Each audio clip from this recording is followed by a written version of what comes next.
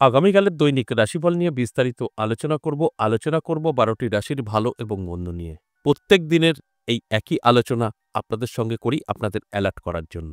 তাই আগামীকাল দিন সম্পর্কে বিস্তারিত আলোচনা করব আপনাদের অ্যালার্ট করার জন্য। আগামীকাল ৯ আগস্ট শনিবার, রাখি পূর্ণিমা, সৌভাগ্য পূর্ণিমা, ঝুলন পূর্ণিমা, শ্রাবণী পূর্ণিমা। এছাড়াও শ্রবণা নক্ষত্র, সৌভাগ্য যোগ ও জন্মরাশি মকর। এবার ১২টি রাশিকে নিয়ে বিস্তারিত আলোচনা করব। কোন কোন রাশির জন্য ভীষণ ভাগ্য আপনার উদয় হতে চলেছে, কোন কোন রাশির অনেক সাবধানে থাকতে হবে, সবটাই কিন্তু আমি বলবো এবং বোঝানোর চেষ্টা করব। সঙ্গে থাকলে সবটাই জানতে পারবেন। নমস্কার, জয় মা কামাখ্যা, জয় মা তারা। সবার আগে আমি যে কথাটা আপনাদের বলতে চাই সেটা হচ্ছে আমার সাথে কিভাবে আপনারা যোগাযোগ করবেন, কারণ এটা গুরুত্বপূর্ণ বিষয়। অনেকেই আছেন নানাভাবে সমস্যায় আপনারা পড়ে আছেন। আমার হোয়াটসঅ্যাপে এসে বা কলিংয়ে আপনাদের একটাই প্রশ্ন, আপনার চেম্বারটা কোথায়? আমি প্রত্যেকটা দিন একটা কথাই বলি আপনাদের, আমার কোনো চেম্বার নেই। আমার সাথে সাক্ষাৎ করতে হলে আপনাকে দুটো জায়গার যেকোনো একটি জায়গায় আসতে হবে। একটা আমার নিজের মন্দির ১০ মহাবিদ্যা কালীবাড়ি এবং কৃষ্ণকালী মায়ের মন্দির। আরেকটা হচ্ছে তারাপীঠ। তারাপীঠ আপনাদের সকলের চেনা পরিচিত। তারাপীঠ আপনি আসতে পারেন। তারাপীঠ আমাকে পাবেন ইংরেজি মাসে শুরু এবং শেষ। তবে এই আগস্ট মাসে মাঝামাঝিতে আমি থাকছি তারাপীঠ ১৫-১৬। তার কারণ এই মাসেই কৌশিকী অমাবস্যা। আর কৌশিকী অমাবস্যা আমি আমার নিজের মন্দিরে থাকি। তাই ওটা শেষের দিকে হচ্ছিল। তাই ওটা যাওয়া হবে না। তাই মাঝামাঝি ১৫-১৬ তারাপীঠ থাকছি। যদি মনে হয় তারাপীঠ আপনারা আসতে চাইছেন, ১৫ এবং ১৬ তারিখ আসতে পারেন। আসার আগে অবশ্যই নাম লেখাতে হবে। হোয়াটসঅ্যাপ এবং নরমাল কল আপনাদের নাম্বার দেওয়া আছে। আপনি নরমাল কল করেও নামটা লিখে নিতে পারেন বা হোয়াটসঅ্যাপে ভয়েসে বা লিখেও বলতে পারেন। আর যদি মনে হয় আমার মন্দিরে আসবেন ১০ মহাবিদ্যা কালীবাড়ি এবং কৃষ্ণকালী মায়ের মন্দির, সেখানে আপনাকে সপ্তাহে ৩ দিন আসতে হবে। ৩ দিন আমাদের এখানে থাকছে, সোমবার, মঙ্গলবার, বুধবার। এই ৩ দিনের মধ্যে যেকোনো দিন আসুন, আমার সাথে সাক্ষাৎ করতে পারবেন। এই বীরনগর আসুন বা তারাপীঠ, দুটো ক্ষেত্রেই কিন্তু আপনাকে আগে থেকে নাম লেখাতে হবে। কলিং নাম্বার, হোয়াটসঅ্যাপ নাম্বার দুটোই দেওয়া আছে। আর কেন আসবেন, কেন যোগাযোগ করবেন সেই বিষয়টা আমি প্রত্যেকটা দিনই বলি। যদি আপনার সমস্যা থাকে, বিপদে আপনি আছেন, তবেই যোগাযোগ করবেন। আপনি ভালো আছেন, কখনোই যোগাযোগ করবেন না। কারণ ভালো থাকলে কখনো অ্যাস্ট্রোলজার বা আপনার সুস্থ থাকলে কোনো ডাক্তারের কাছে যেতে নেই। সমস্যা আছেন, অবশ্যই যোগাযোগ করুন। আপনার সমস্যা থেকে পার করার দায়িত্ব আমার। এই কথাটা আমি প্রত্যেকটা দিনই কিন্তু আপনাদের বলি, শুধু বোঝানোর স্বার্থে। অবশ্যই আপনাদের একটা কথাই বলব, যদি আপনি বিপদে থাকেন, যদি আপনি সমস্যা থাকেন, তাহলে অবশ্যই যোগাযোগ করবেন। না হলে কিন্তু একদম যোগাযোগ করবেন না। আর বর্তমান পরিস্থিতি আমাদের এমনই একটা দাঁড়িয়েছে, কেউ ভালো আছে সুস্থভাবে বলতে পারবে না। কিছু না কিছু প্রবলেম তাদের জীবনে কিন্তু লেগেই আছে। সেটা হতে পারে ছোট, হতে পারে বড়। যে প্রবলেমই আপনার থাকুক না কেন, যোগাযোগ করতে পারেন। এবার আসুন বিস্তারিত আলোচনা করি। আগামীকাল ১২টি রাশি নিয়ে কোন কোন দিক থেকে আপনাদের সফলতা, কোন কোন দিক থেকে আপনাদের অনেকটাই সতর্ক থাকতে হবে, সবটাই আমি বলব, সবটাই বোঝানোর চেষ্টা করব। তবে শেষ পর্যন্ত থাকলে অনেক কিছু জানতে পারবেন, অনেক কিছু বুঝতে পারবেন। অনেকেরই আছেন শুধু রাশিটা জানার জন্য বসে থাকেন, কেটে রাশিটা দেখেন, চলে যান। আর কিছুই বুঝতে পারলেন না। সেখানে দাঁড়িয়ে কিন্তু আপনাদেরই লস হয়। তাই এই ভুলটা কখনো করবেন না। শেষ পর্যন্ত দেখার অনুরোধ রইল।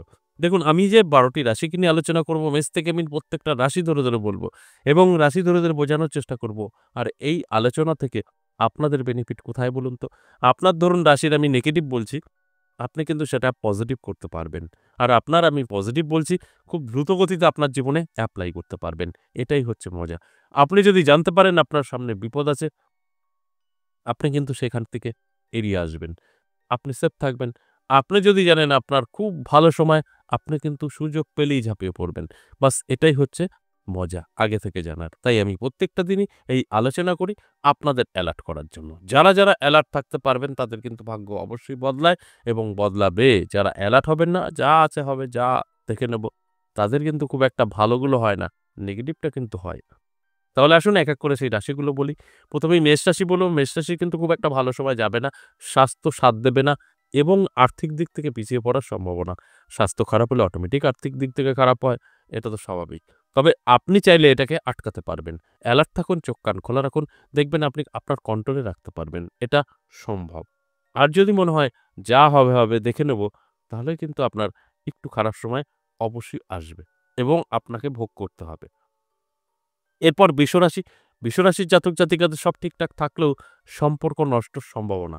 অর্থাৎ আপনার কিন্তু প্রেম, ভালোবাসা বা আপনার সাংসারিক জীবনে সমস্যা আসতে পারে এবং কর্মক্ষেত্রেও কিন্তু শত্রু বৃদ্ধি পেতে পারে। এটা অবশ্যই খারাপ। তাই অ্যালার্ট থাকুন, চোখ কান খোলা রাখুন। চেষ্টা করুন, পরিশ্রম করুন। ভালো কিছু করার অবশ্যই আপনি কিন্তু সম্ভব পারবেন। আর যদি মনে হয় যে না দেখব যা হবে, হবে তাহলে আমি যে কথাগুলো বলছি এটাই আপনার সাথে ঘটবে। এরপর মিথুন রাশি শুভ। মিথুন রাশির জাতক জাতিকাদের ইনকাম বৃদ্ধি পাবে। কর্মক্ষেত্রে আপনার কিন্তু সুনাম বাড়বে এবং যেকোনো জায়গায় গেলেই আপনি কিন্তু সাকসেস পাবেন, যেটা এতদিন হচ্ছিল না। অর্থাৎ এক কথায় বলতে গেলে আপনার জন্য সময়টা ভালো। আর যদি মনে হয় যে এই ভালো সময়টা আমি একটু ব্যস্ত থাকি ভালো কাজে, তাহলে কিন্তু আপনি 100% সফলতা পাবেন। কর্কট রাশির ক্ষেত্রে বলব সাবধান থাকুন। আপনার কর্কট রাশি আপনার কিন্তু সময়টা খুব একটা ভালো যাবে না। নানা দিক থেকে আপনার বাধা আসবে এবং আপনি কিন্তু হঠাৎ করে ঋণগ্রস্ত হয়ে পড়তে পারেন। ঋণের দিকটাও কিন্তু আপনার একটা সম্ভাবনা রয়েই যায়। তাই অ্যালার্ট করার জন্য এই আলোচনা, অ্যালার্ট থাকুন, একটু সচেতন থাকুন। এগুলো সবটাই আপনি আটকাতে পারবেন। সিংহ রাশির ক্ষেত্রে বলব শুভ। সিংহ রাশির জাতক জাতিকাদের আমি বলব সম্পর্ক এবং সমস্ত দিক থেকে আর্থিক বলুন, আপনার কর্মক্ষেত্রে বলুন, সুনাম বৃদ্ধি এগুলো কিন্তু ঘটবে। এর জন্য আপনার অ্যালার্ট থাকা প্রয়োজন, চোখ কান খোলা রাখতে হবে। তবেই কিন্তু আমার কথাগুলো আপনি মিলিয়ে নিতে পারবেন। অর্থাৎ এক কথায় বলতে গেলে সিংহ রাশির জন্য যথেষ্ট শুভ। তবে কন্যা রাশি সাবধান থাকবেন। কন্যা রাশির কিন্তু আর্থিক দিক থেকে পিছিয়ে পড়ার সম্ভাবনা, স্বাস্থ্য খারাপ হওয়ার সম্ভাবনা।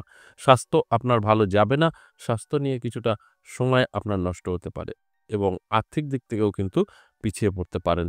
অবশ্যই এই আলোচনাটা শুনে অ্যালার্ট হওয়ার চেষ্টা করুন। অ্যালার্ট থাকলে আপনি কিন্তু সব দিক থেকেই সেফ থাকতে পারবেন। তুলা রাশির ক্ষেত্রেও বলব ভীষণভাবে আপনার খারাপ সময় আগামীকাল কিন্তু থাকছে। কোন দিক থেকে খারাপ সময় থাকবে? আপনি ব্যবসা করছেন, ব্যবসা ক্ষেত্রে সমস্যা তৈরি হবে। ছোটখাটো অশান্তি, ছোটখাটো সমস্যা, আর্থিক দিক থেকে পিছিয়ে পড়া। অবশ্যই ব্যবসা যারা করছেন তাদের ক্ষেত্রে। যারা সার্ভিস করছেন তাদের জন্য নয়, তাদের জন্য ভীষণ ভালো থাকবে। তাই ব্যবসা আপনার কিন্তু সমস্যা তৈরি করতে পারে। অ্যালার্ট থাকুন, চোখ কান খোলা রাখুন। বৃশ্চিক রাশির জন্য শুভ। দারুণ সময় থাকবে বৃশ্চিক রাশির জাতক জাতিকাদের আমি বলব চোখ কান খোলা রাখুন, অ্যালার্ট থাকুন। আপনার মনের ইচ্ছা আপনি কিন্তু পূরণ করতে পারবেন। কারণ আপনার জন্য সময়টা অত্যন্ত শুভ। আর শুভ সময় সবসময় শুভ কাজে ব্যস্ত থাকতে হয়, তাহলে কিন্তু আরো বেনিফিট আমরা পেতে পারি। তাই আমার কাজ আপনাদেরকে জানানো বা অ্যালার্ট করা। তারপর দায়িত্ব কিন্তু সম্পূর্ণ আপনার। তাই আমি বলব অবশ্যই বৃশ্চিক রাশির জাতক জাতিকাদের সময়টা ভালো আছে। আপনারা একটু ঝাঁপিয়ে পড়ুন, চেষ্টা করুন, পরিশ্রম করুন। সাকসেস আপনি পাবেনই পাবেন। ধনুরাশির ক্ষেত্রে বলব যথেষ্ট ভালো।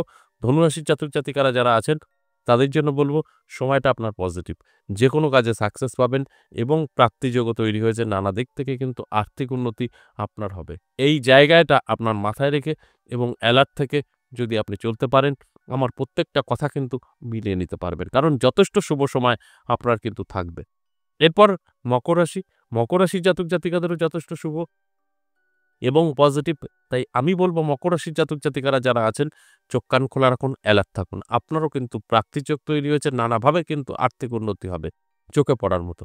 তাই এর জন্য আপনাকেও অ্যালার্ট থাকতে হবে এবং চেষ্টা পরিশ্রম করতে হবে। শুয়ে বসে তো কখনো অর্থ আসবে না, শুয়ে বসে কখনো ভাগ্যও বদলাবে না। আমার কাজ আপনাদেরকে অ্যালার্ট করা, ঘুম ভাঙানো। যদি ঘুম ভাঙতে পারে আপনি সাকসেস পাবেন। এরপর কুম্ভ রাশি। কুম্ভ রাশির জাতক জাতিকাদের অনেক সতর্ক থাকতে হবে। হঠাৎ করে ঝামেলা, অশান্তি, টেনশন, দুশ্চিন্তার কারণ হতে পারে। এটা হতে পারে আপনার খুব কাছের লোক আপনার ক্ষতি করার কারণে। তাই অ্যালার্ট থাকুন, চোখ কান খোলা রাখুন। আমি যে কথাগুলো বলছি এগুলো কিন্তু আপনি সবটাই কন্ট্রোল করতে পারবেন। অর্থাৎ আপনি চাইলে খারাপ যে কথা বলি আমি ১ম এই বলেছি আপনার জীবন থেকে সরাতে পারবেন। এতে কোনো সন্দেহ নেই। তাই অ্যালার্ট থাকাটা অবশ্যই কিন্তু প্রয়োজন আছে। অ্যালার্ট থাকলে আপনি কিন্তু সেফ থাকবেন। সর্বশেষ যে রাশির কথা বলব সেটা হচ্ছে মীন রাশি। মীন রাশির জাতক জাতিকাদেরও কিন্তু খুব একটা ভালো সময় যাবে না। হঠাৎ করেই কিন্তু অশান্তির সম্ভাবনা থাকবে, স্বাস্থ্য খারাপ থাকবে এবং ঋণ করে ফেলতে পারেন। এগুলো কিন্তু আপনার সঙ্গে ঘটবে। কারণ সময়টা আপনার সাথ দেবে না। এই যে মেষ থেকে মীন ১২টি রাশিকে নিয়ে আলোচনা করলাম, এটা সম্পূর্ণ এভারেজ এবং সর্বজনীন। এখানে কারোর ব্যক্তিগত জন্মছক বা হস্তরেখা বিচার বিশ্লেষণ করে আলোচনা করা হয়নি। তাই সেক্ষেত্রে দাঁড়িয়ে প্রত্যেকের সাথে মিলবে আমি কখনো বলি না। আমি বলি 50% জাতক জাতিকাদের বেনিফিট অবশ্যই আসবে। আর 50% জাতক জাতিকাদের কিন্তু মিলবে না। আমার প্রত্যেক দিনের আলোচনায় এই কথাটাই কিন্তু বোঝানোর চেষ্টা করি। আশা করি বুঝতে পেরেছেন। আজ এ পর্যন্তই, আবারও আসবো নেক্সট ভিডিও নিয়ে। ততক্ষণ ভালো থাকুন। নমস্কার।